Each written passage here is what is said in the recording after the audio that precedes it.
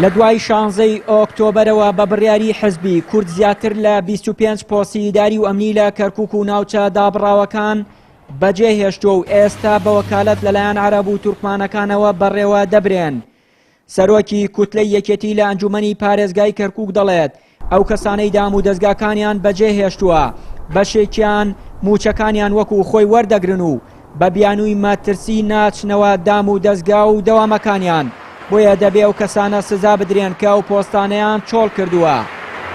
تا ئێستا کەس نەمبیستۆ بە ڕسمی دەرکرێ بڵێنەوە دەرکراوە بە فڵان قەرار بەڵام تەنها ئەوەیە ئەوانە دەوام ناکەن کردوانە بە ئیجازەی مانگ و 2 مانگ و 3 مانگ و بین دێن ئیجازەکان تازاکەنەوە و ئەڵێن وەڵا ئەوە مجالیشکردنمان نییە، معاشەکانیشان ڕێک وەرەگرن بەبێ ئەوە هیچ کە نوقسانیەک و شوێنەکانیشان بەجێهێشتووە. ئەوە وای کردووە کە کۆمەڵێک خەڵکی تر لە جێتی ئەوان ئیش بکە. ئەی بۆ دێنەوە چۆن دێنەوە ئیجازاکەن ئەگەر مەترسیانە سەرە، ئەی چۆن دێن موچەکانیان وەرەگرن. ماوەی 4 مانگە پارێزگاری کەرکووک بە وەکالەت عەرەب بەڕێوەی دەبا. سەرۆکی بە وەکالەتی ئەنجومەن کە کورد بوو پۆستەکەی بەجێهێشتووە. پۆستی قایموقامی کەرکووک بە بڕیاری حزب قایموقام بەجێهێشتووە. جگە لە ژمارەیەک پۆستی تری ئەمنی و ئیداری لە قەزا و ناحەکانی ئەو شارە سەرجەمیان بە بڕیاری حزب بۆ عەرەب و تورکمانەکان چۆڵ کراون. بەرپرسی پەیوەندیەکانی کۆمەڵی ئیسلامی دەڵێت ئەو بەڕێوەبەرانە لەسەر ئەساسی حزبی بوون دانراون، بۆیە بە بڕیاری حزبیش پۆستەکانیان جێهێشتووە. چاودێرێکی سیاسیش دەڵێت حزبی بوونی ئەو کەسانە وای کردووە ئەو پۆستانە چۆڵ بکرێن و بەغدادیش ئەوە بەهەل دەزانێت بۆ گۆڕانکاری ئیداری لە کەرکووک. پێشتریش حیزبە کوردستانیەکان کۆمەڵی پۆستیان لە کەرکووک بەدەستیان نابوو، زیاتر پۆستەکان لە بینی یەکێتی و پارتیا دابشکرابوو. ئەو پۆستانش دیارە بریتی بوو لە پارێزگا و قایموقام و زۆربەی پۆستە ئیدارەکان لەم شارە بەدەستی کوردەوە بوو. بەڵام دوای 16 ئۆکتۆبەر ئەو پۆستانە دیارە چونکە کەسەکان لە ڕێی حیزبیەوە دانرابوون، کەسی حیزبی بوون، بە فەرمانی حیزب ئەو پۆستانە بەو کەسانە چۆڵ کراوە.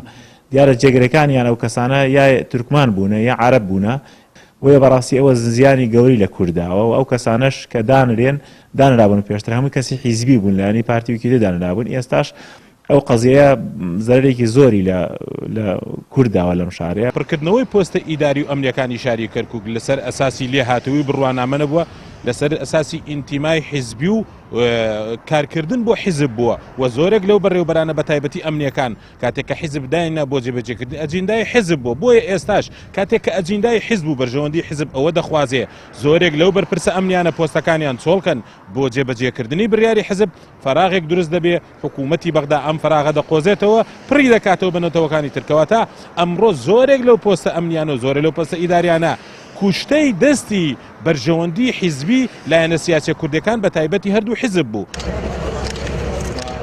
لە دوای بڕیاری هەڵکردنی ئاڵای کوردستان و ئەنجامدانی ڕفراندۆم لە کەرکووک و ناوچە دابڕاوەکان، حکوومەتی عێراقی سوورتر کرد لەسەرەوەی بەرەو کەرکووک و ئەو ناوچانە پێشڕەوی بکات کە کورتیایدا باڵا دەستە.